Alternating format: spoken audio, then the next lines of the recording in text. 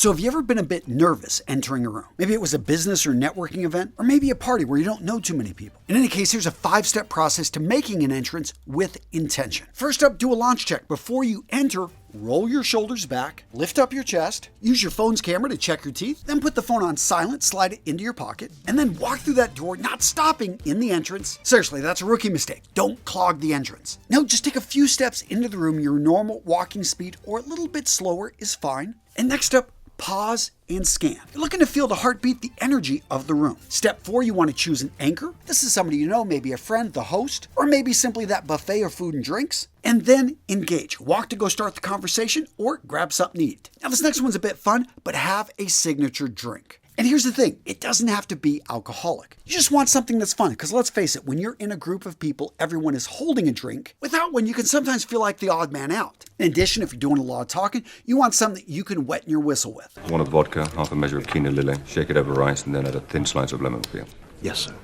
Now, if you got a favorite drink, let us know down in the comments, especially if it's non-alcoholic. I know for me, it was a tequila sunrise with no tequila. Basically just orange juice with a bit of grenadine. It looked fancy, and when I held it, I never had to worry about being pressured by other people to drink. Another great thing about a signature drink, you don't have to think. So when the host or a waiter comes up to you and says, "Hey, what would you like to drink, sir?" You don't have to think, you don't have to look at the menu, you just get to say, "Hey, I'll take an old-fashioned, maybe a Jack and Coke." Whatever it is, you're making it easy and you look good. Next up, let's talk about eye contact. So when it comes to eye contact, a lot of this depends on your culture and the situation. But in general, you want to play in the range of 2 to 4 seconds of eye contact. A second or less can come off as evasive, as if you're hiding something. 5 seconds or more, it comes off as staring and the person is wondering, do you want to start a fight? Or are you just looking to creep them out? So let's get specific. Casual encounters. You're talking with the barista at the coffee shop, 2 to 3 seconds on average if you're having a conversation. Then about 30 to 50% of the time, you're going to be making eye contact. In business settings, especially when you're shaking hands, the eye contact could go a little bit longer, 2.5 to 3.5 seconds. And because you're having more detailed, longer conversations, you want to instill trust, you're probably going to have a little bit more eye contact. We're talking 40 to 60% of the time. Although this will change if you're talking to a group, and in that case, you want to move your eye contact around,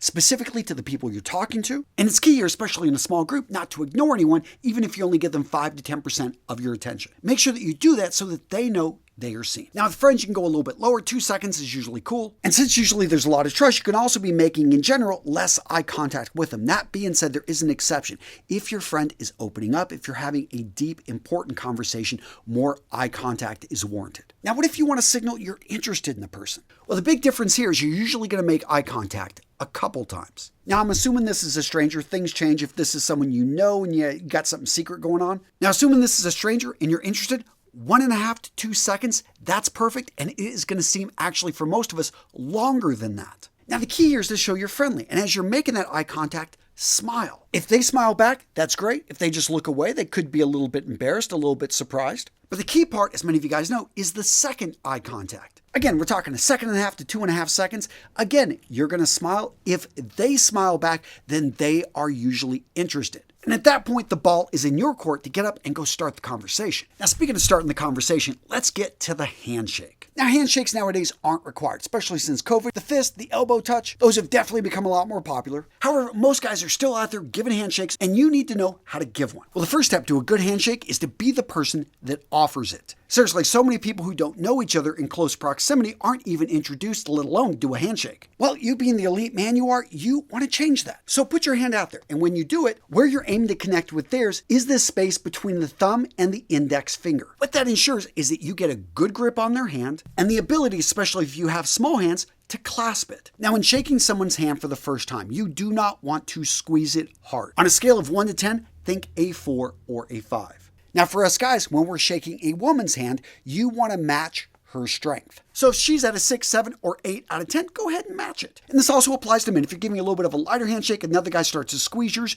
you can match his squeeze. Now, in the case you're caught off guard, you give a limp handshake. The dead fish handshake, there's nothing wrong with stopping it. Say, hey, let's do that again. To me, it's fun. It lightens up the situation. It goes to show you're human and that you care about introductions. Handshakes should have about 1 to 2 pumps and go on for 1 to 2 seconds. Look to make eye contact when you shake hands. And the only time you want to keep it a bit longer is if it's a high-stakes situation. You want to show somebody your sympathy, that you care. Maybe you're meeting up with a friend after he lost one of his parents. You simply want to shake his hand, look at him in the eye, maybe even pull him in for a hug. Next up, let's talk about accepting compliments with confidence. So many guys, when they get compliments, they brush them off. They try to ignore it. They even say maybe it's not true, it was no big deal. When in actuality, it was a big deal. You spent an entire weekend. Because the reality, if you say it's nothing, even if they don't believe you, you may start to believe yourself. You put a lot of work. So thank you.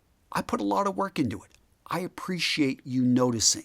Guys, stop putting yourself down. Don't be afraid to accept the fact that, yeah, you did a good job and you are a skilled person. And it is acceptable. It's a good thing to occasionally be recognized. Now, we talked earlier about handshakes, but let's get into introductions. So I see this happen all the time at business events. You're talking with somebody and another person you know comes up. But guess what? These two people do not know each other. Well, a lot of time with others, I see this ignored, and you've got this awkward situation where two people are there who don't know each other listening to you talk and carry the conversation. No, if you want to be good, as soon as that person comes up, don't be afraid to stop your conversation and quickly introduce them. But if you want to be great, if you want to be a master networker, you understand who this person is, you understand who this person is, and in your introduction, point out how these two people have this in common, should connect, should even work together. Now, I'll admit, this takes a little bit of work, and probably more importantly, you caring and knowing these things about people. But I'll tell you, once you start doing this, you not only feel good about it, but people are amazed, they love it,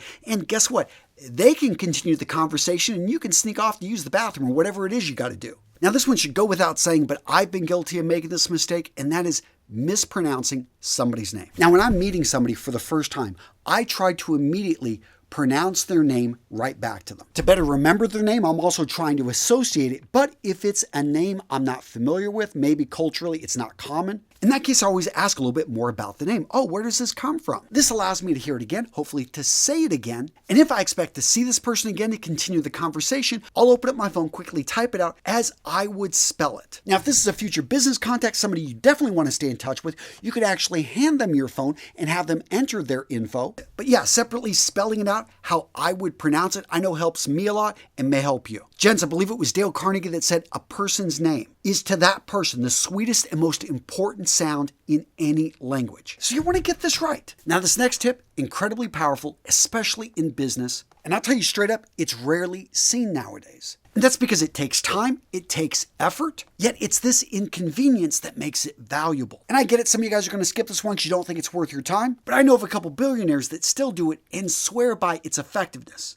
Gents, what I'm talking about is the power of a handwritten note, a handwritten thank you. In our incredibly busy world where everyone's texting, everyone's sending out emails, the handwritten letter cuts through the noise. In fact, about a decade ago, I was reminded of its power by a friend of mine, Brett McKay, over at The Art of Manliness. He had pointed out he'd gotten rid of his contact form and instead just simply put up a P.O. box address. If somebody had something to say to him about his website or his work or his writings, they could write him a letter. And guess what? He went from getting 100 messages a day from people complaining, not liking his message, wanting to point out a typo or get him to hire them for something, to nowadays he just gets about one letter a day of somebody thanking him for helping to transform their life through his content and information. Now, the explanation for this was put forth by Cal Newport over at Deep Work. He was really clear that because there is friction, aka you got to put in some effort to write a letter versus an email or a text, which pretty much require nothing, well, that small barrier ensures most people don't do it. And it's because most people don't do it that it becomes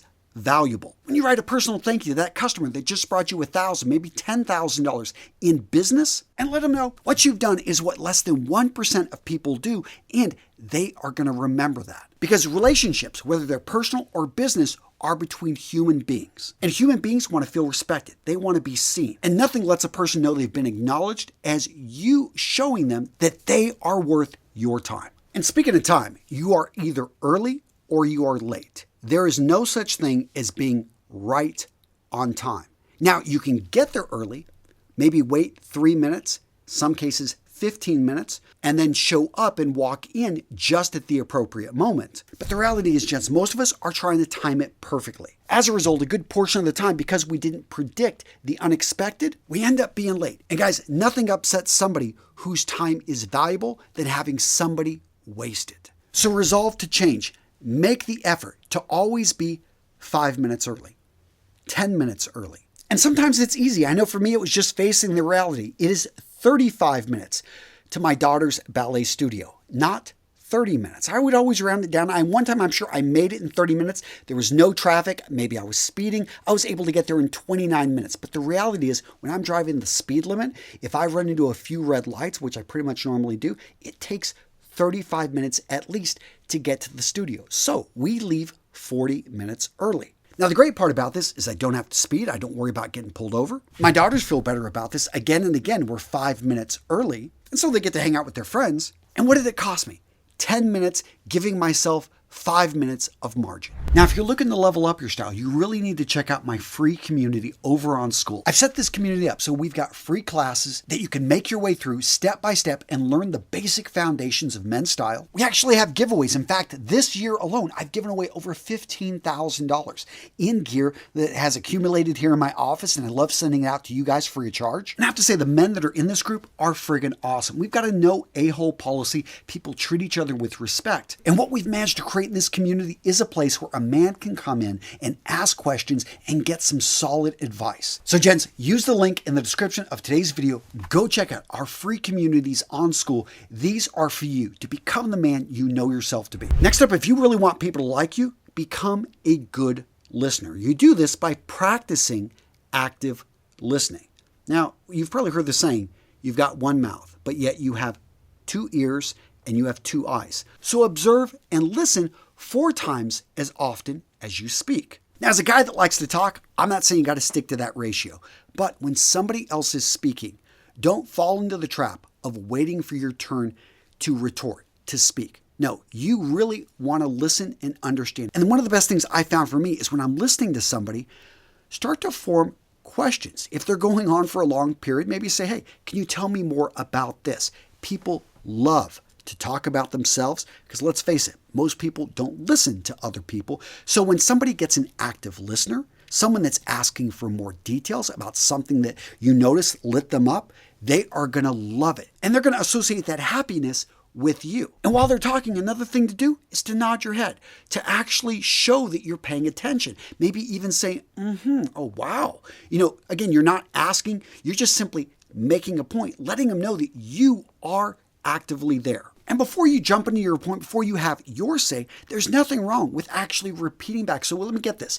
You said and you were saying this and it happened like this. Wow. And this type of paraphrasing can work really well when the person is upset because what do they want? They don't necessarily want you to solve their problem. They just want to be heard. And when you acknowledge that you did hear them by phrasing back to them in your own words what you heard, you'll be amazed at how this puts people at ease, how it can disarm even the most upset neighbor or parent as, maybe giving you an earful about what your kid did. Now, this next one on the surface seems like it's a bad thing, but believe me, if you can do it well, people are going to respect you more. And that is to learn to deliver a polite and respectful no. So a mistake I've fallen into, and I'm sure many of you guys have as well, is that you say yes to things that looking back you shouldn't have said yes to because you don't have the time for it, and you end up backing out, you end up maybe even ghosting them, end up coming off and building a reputation as a flake. And I get it, saying no is hard for you. You want to appease people. You want to be a nice guy. Well, here's the deal. You've got to get better